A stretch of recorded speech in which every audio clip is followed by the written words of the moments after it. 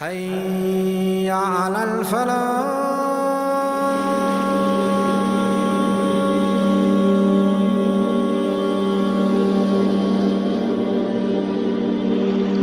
We all have our Prophet Muhammad sallallahu alayhi wasallam, and these people that came after, they are great scholars who understood the message of the Prophet, peace be upon him, more than us.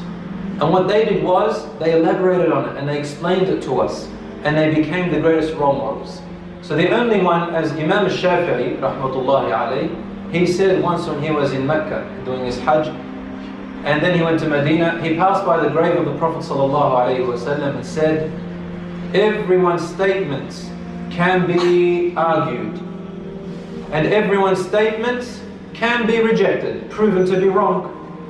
All of us, including myself, except for the owner of this grave, meaning the Prophet Muhammad, peace be upon him.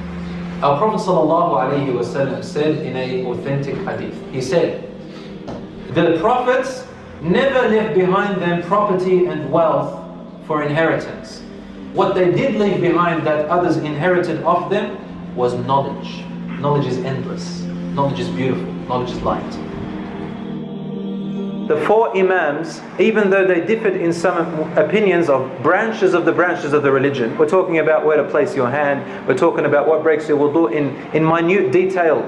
We're talking about things like, if I want to send my udhiyah, is it better to send it to my relatives, or is it better to send it to poor people? And they had differences of opinion, like that. Nothing major at all. There were many schools of thought in history, but for some reason they were short-lived because of some political reasons or other reasons. And it was amazing that Allah subhanahu wa ta'ala allowed these four schools of thought to remain until today.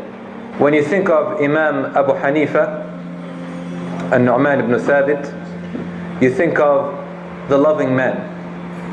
When you think of Imam Malik, you think of the man of aura. When you think of Imam Shafi'i, he is the encyclopedist.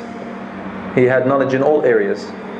And when you think of Imam Ahmad, he is the man of piety, determination and resilience.